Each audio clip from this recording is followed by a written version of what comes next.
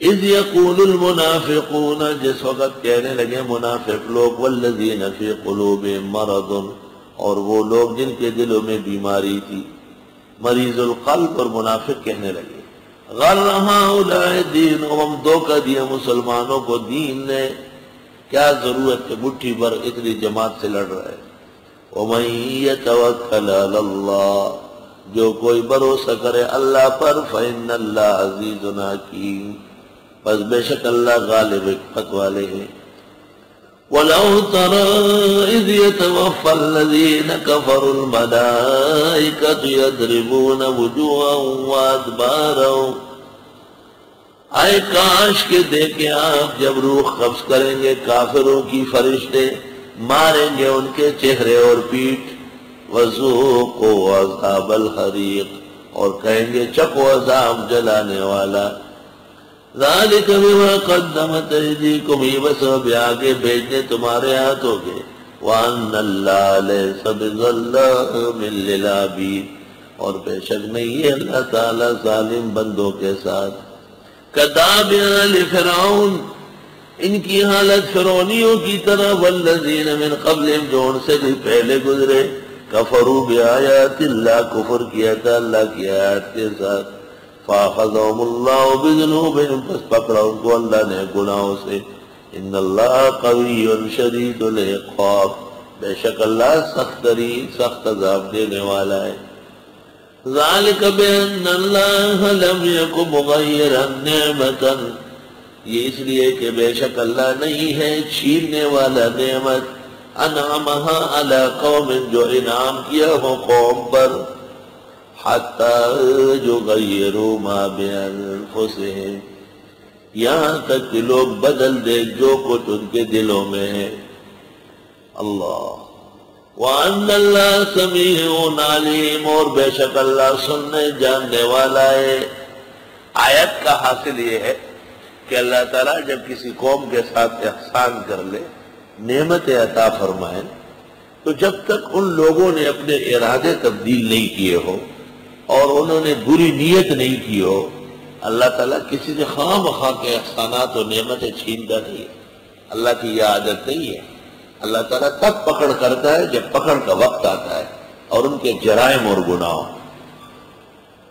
تو حاصل آیت سے یہ ہوا کہ چونکہ ان کی نیتیں خراب ہے اور ان کے عزائم غلط ہے، اس لیے اللہ ان سے نعمت چھین رہا ہے۔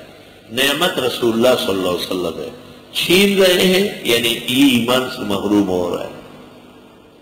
اب آیت کا تقاضا تو یہ ہے، اور ظفر علی خان نے بالکل الٹا کہہ دیا، خدا نے آج تک اس قوم کی حالت نہیں بدلی، نہ ہو جس قوم کو آپ اپنی حالت کے بدلنے کا۔ یہ آیت کا تقاضا نہیں، یہ غلط کر دیا گئی۔ اس کے شعر کا حاصل یہ ہے کہ لوگ اچھے ہو جائے تو اللہ تعالیٰ ان کی حالت بہتر کر لے، یہ تو کوئی اور مضمون ہے۔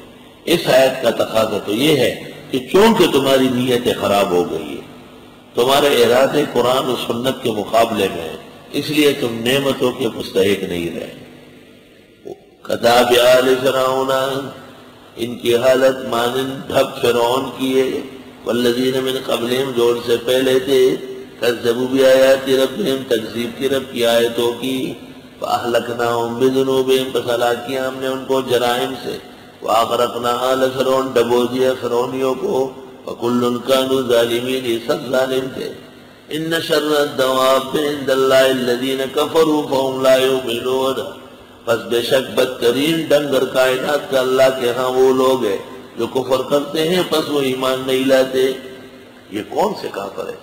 الذین عاہدت منہم، وہ جن کے ساتھ آپ عہد کرتے ہیں، ثم ینقضون عہدہم، پھر وہ توڑتے ہیں عہد و پیمان، فی کل مرۃ، ہر مرتبہ، وہم لا یتقون، اور وہ عہد شکنی سے بچتے نہیں۔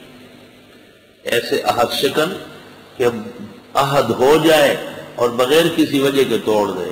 فَإِمَّا تَثْقَفَنَّهُمْ فِي الْحَرْبِ، پس اگر آپ قابو پائے ان پر میدان جنگ میں، اگر آپ پکڑے ان کو جنگ میں، اگر آپ قابو پائے ان پر میدان میں، فَشَرِّدْ بِهِمْ مَنْ خَلْفَهُمْ، عبرت چکا دے ان کے ساتھ آنے والوں کو۔ شرد شرد تشرید کے معنی ہے کسی کو ایسا مارنا کہ دوسرے بھی ڈر جائے۔ یرار مان دے پختو فشرد بہم من خلفہم، اتروا پدائی باندے راتلون کی۔ یہ جانور جو اچانک ڈر جاتا ہے، اس کو اردو والے کہتے ہیں بدکنا، تو سارے جانور اس کی وجہ سے ڈر جاتے ہیں۔ بس بتکا دے ان کے ساتھ آنے والوں کو، لعلہم یذکرون، تاکہ وہ نصیحت لے۔ وَإِمَّا تَخَافَنَّ مِنْ قَوْمٍ خِيَانَةً، اور اگر آپ ڈرتے ہیں کسی قوم کی خیانت سے، فَانبِذْ إِلَيْهِمْ عَلَىٰ سَوَاءٍ، توڑ دے ان کا عہد کھل کر کے دے۔ ان اللہ لا يحب الخائنین، بے شک اللہ پسند نہیں کرتے خیانت گروں کو۔